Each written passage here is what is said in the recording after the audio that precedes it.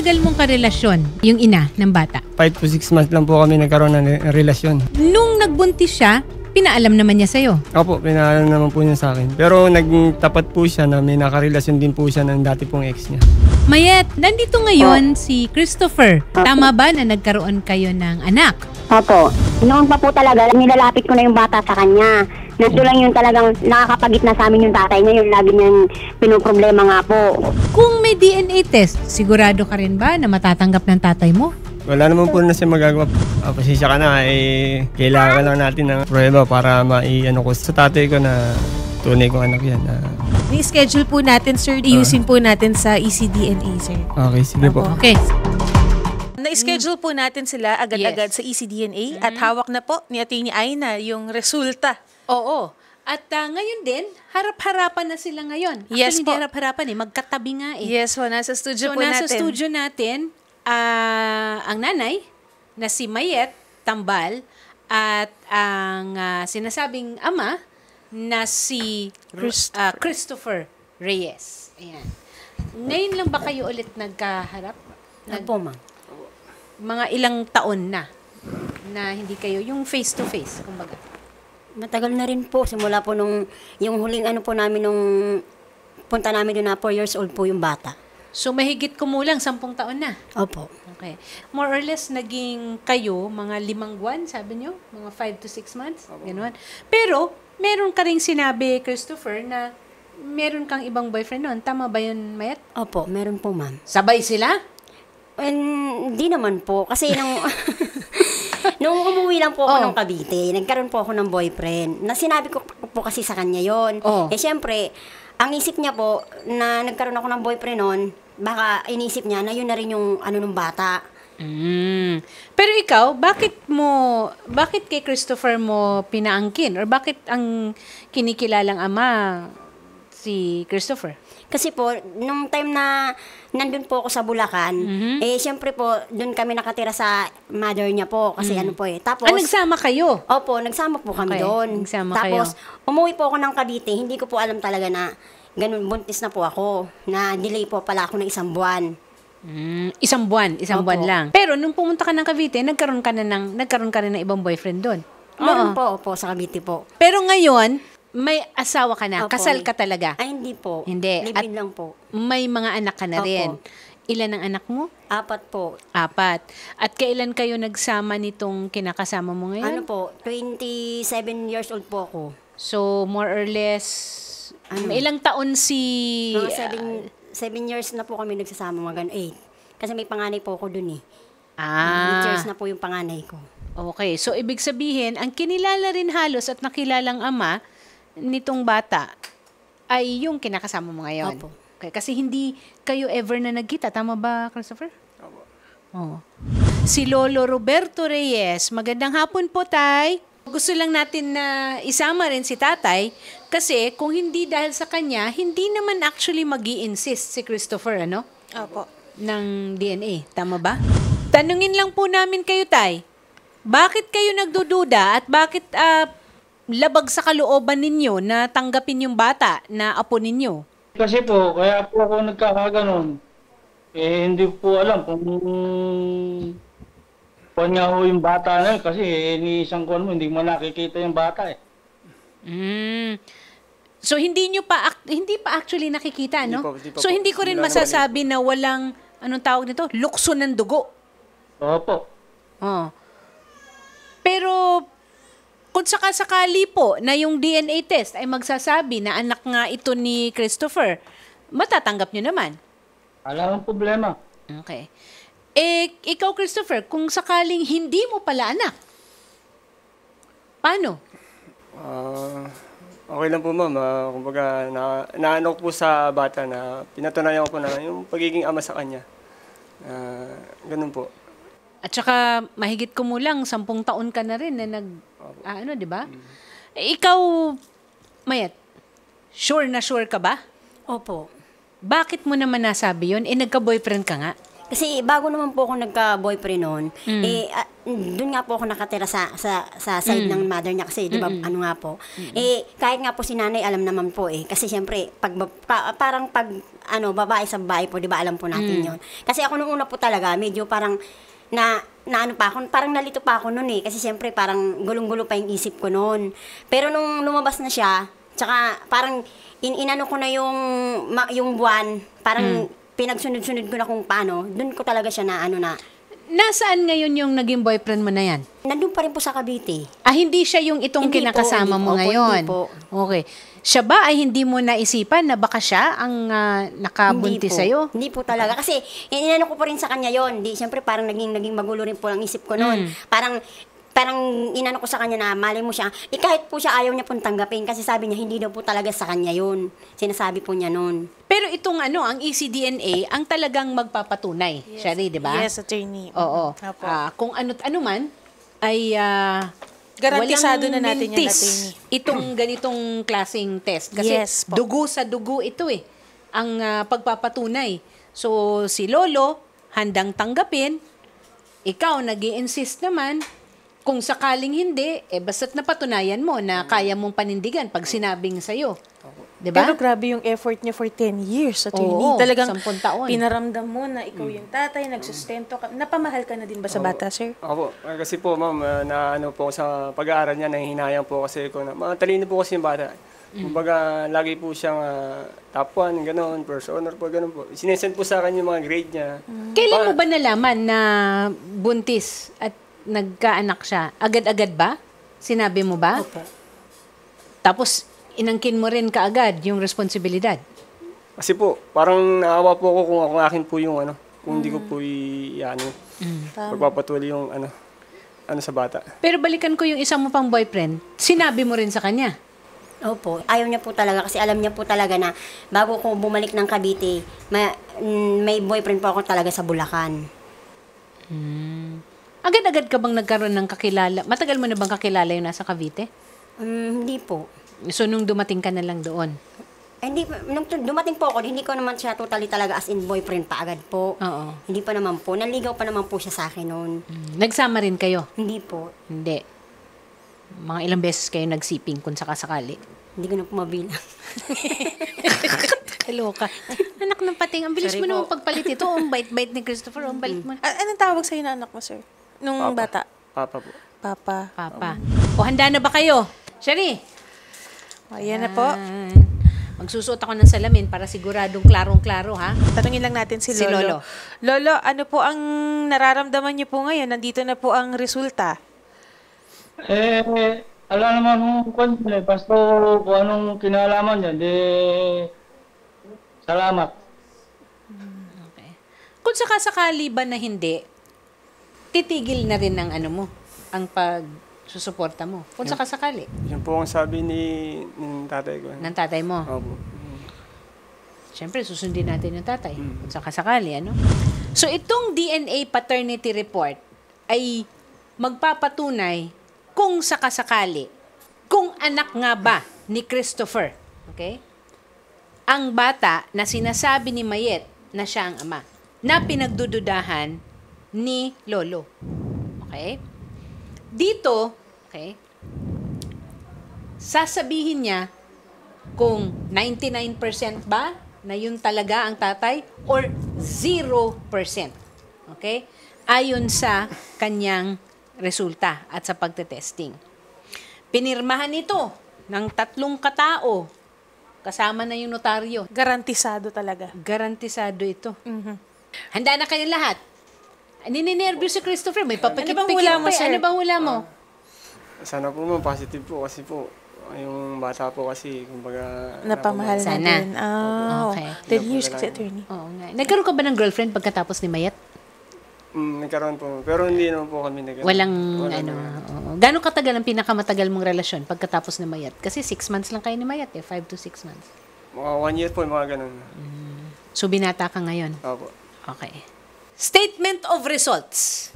Tay, Lolo, ready ka na? Diyan, may tubig ba si Lolo dyan? May tubig? May tubig.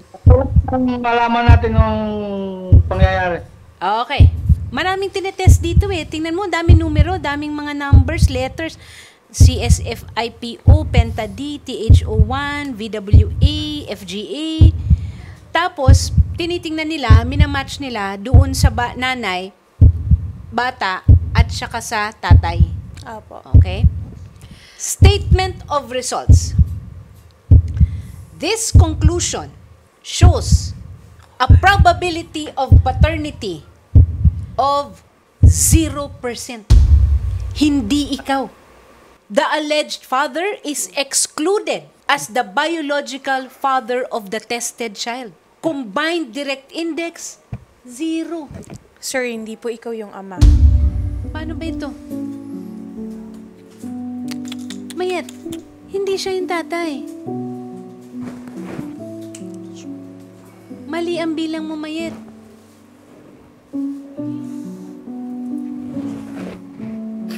Pero pinaniwala mo si Christopher. Ito, siyensya ito, ha? Hindi ko po kasi talaga alam eh. Gulong-gulo rin po kasi talaga ang isip ko noon eh. Mahigit kumulang 14 years na ang nakalipas, ano?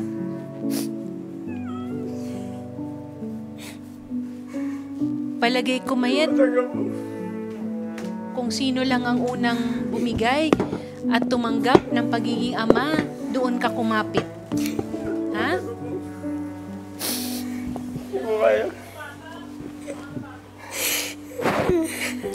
Christopher, alam mo, ang pagiging ama naman hindi lang dahil sa dugo. Kung kinilala mo yung bata, Maawa po ko sa anak ko ngayon eh. Kasi alam kong mapapanood niya to. Ako na po kinilalaman niya. uulitin ko, Christopher, ha? Ang pagiging ama ay hindi lang pinagtitibay ng dugo. Yung 10 taon na tumayo ka bilang ama at kinilala mo siya, malaking bahagi yun ng kanyang buhay. Wow.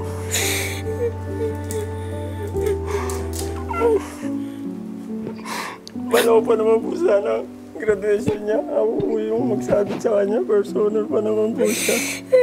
Mag-graduate mo naman po ngayong Monday yun eh. Baka maka-apekto po sa kanya.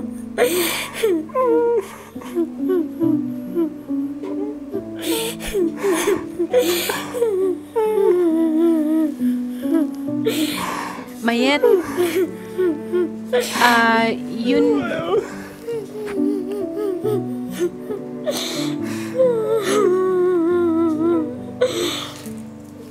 Bigyan mo na natin Sakit ng... po, okay lang yun. Pero sana ko, ano kung ma-apekto, ano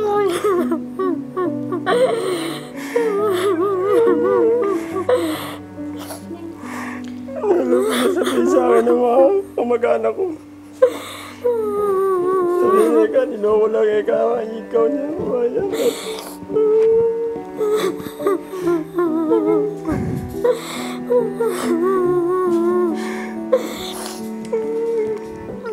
Sorry na. Anong pananalita? Mayet, ano ang gusto mong sabihin ngayon kay Christopher sa pangyayaring ito? Sorry. Kasi kahit ako alam ko gusto ko ikaw, pero hindi ko alam na ganito. Hindi ko naman kasi alam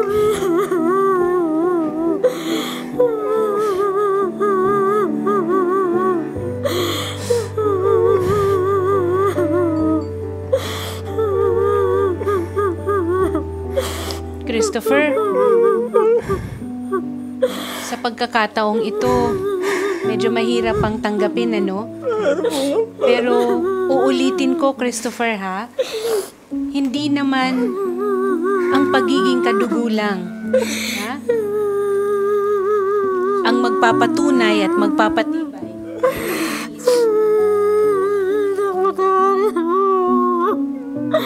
Wala po magagalit ka sa akin.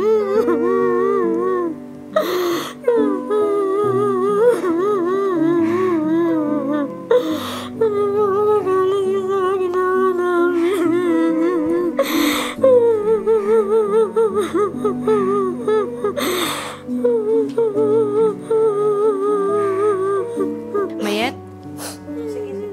Uminom muna kayo ng tubig, ha? Huminahon muna tayo.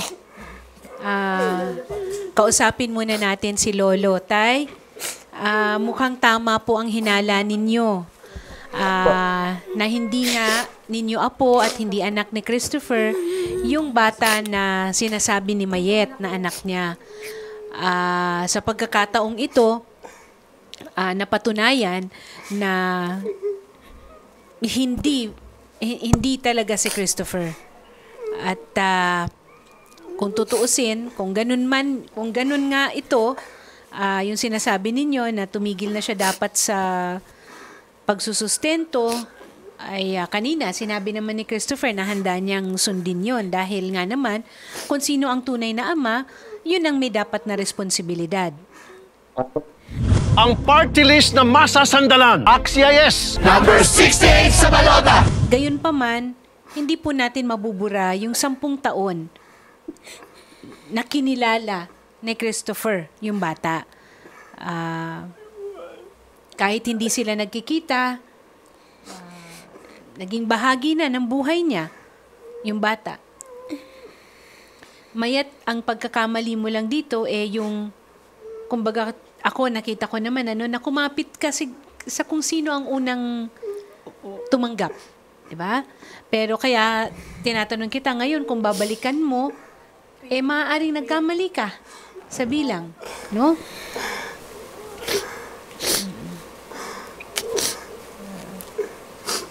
Hindi ko kaya ba? Hindi ko kaya pumasok. Parang ayaw ko muna magtrabaho. Alam mo, Christopher, maraming mga pagsubok ang dumadating sa buhay natin, ha? Pinakamalaking pagsubok na siguro yung hindi mo akalain na magiging ama ka.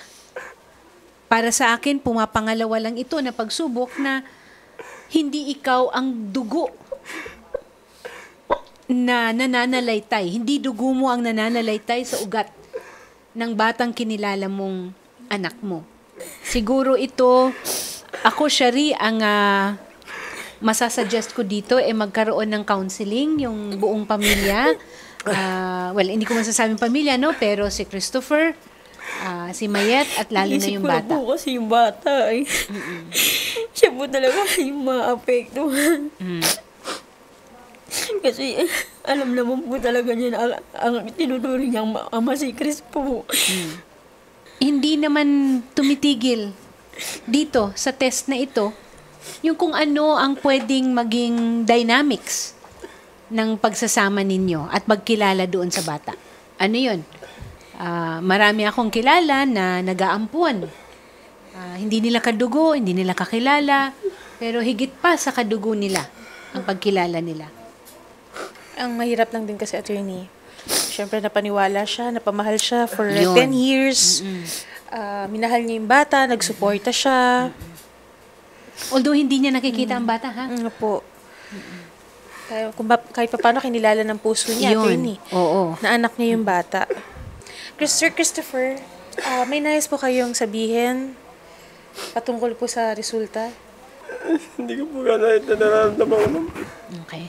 Kung sakasakali, hindi naman kailangan magtapos din dito ang inyong relasyon at ang relasyon niyo sa bata. Pero kailangan mong panindigan, Christopher. 'Di ba? Kung ano man ang magiging desisyon mo, kailangan mong panindigan. 'Di ba? Although si Lolo nakapagbigay ng salita, Tay, ano po ba sa tingin ninyo ang dapat ngayon na mangyari? Nasa kanila ang dalawa na uya. Kasagutan dyan. Okay. So, si Lolo, pinapaubaya naman sa inyo. Diba? Ang sa kanya lang, nailahad natin ang katotohanan. Pero ang katotohanan ito ay hindi naman siyang magdidikta ng kung ano ang susunod na mangyayari kasi nasa sa inyo pa rin yan. Sir Christopher, ano po ang plano po ninyo after po nito? Kayo pa po ba ay patuloy na magsusustento dun sa bata? Paano po ba ang magiging setup po ninyo para hindi din po nakakabigla sa bata? Ano pong plano nyo ngayon, Sir Chris? And Ma'am Mayet? Nasa kanya na lang po yun. Mayat, may balak ka ba na hanapin yung nakarelasyon mo noon? Andun lang naman po yun sa Cavite. Ngayon alam ko na po yung totoo. Dahil sa ginawa niya sa akin na pagtanggi niya, siya naman yung babalikan ko. Pinaniwala ko sa sarili ko na akala ko si Chris talaga eh. Sa akin walang problema yun. Iniisip ko lang kasi yung anak ko. Alam kong siya talaga yung masasaktan eh. Kasi ayaw niya nga na sana sa ganito humantong eh. Baka nag-aaral po kasi yun eh. At hindi rin talaga dapat na maapektuhan yung pag-aaral ng bata. Siguro bigyan natin ng pagkakataon rin siya rin na to go through counseling yung bata, ano? Opo. Kasi hindi rin biro yung magkaroon ng ganitong paglalahad ng katotohanan. Gusto niyo po ba na mag-usap din po muna kayo ng pribado ni Mamaya? Ibigyan po namin kayo ng chance na makapag-usap para po dun sa setup po dun sa bata. Karapatan niyo, sir, na itigil yung sustento dahil hindi naman po kayo yung tatay. Pero nasa sa inyo pa din po yun. Sige po. Okay.